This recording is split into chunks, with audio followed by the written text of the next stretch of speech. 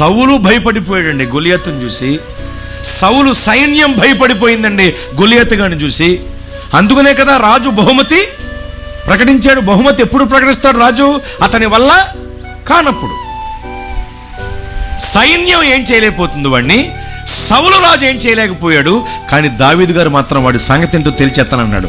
ఎందుకు అంటే సౌలు సైన్యం శత్రువైన గొలియాతు వైపు చూచారు. దావీదు గారు ఒక్కడే అక్కడ దేవుని వైపు చూచాడు. దేవుని వైపు చూచాడు గనుక ధైర్యం, దేవుని వైపు చూచాడు గనుక యుద్ధంలో జయం, దేవుని వైపు చూశాడు గనుక గొప్ప చేయబడ్డాడు. దేవునికి మహిమ కలుగును గాక.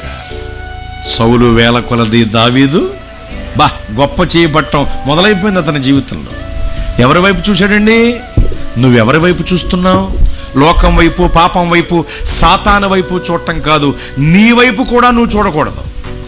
విశ్వాసమునకు కర్తయు దానిని కొనసాగించేవాడునైనా యేసు వైపు మనం చూడాలి.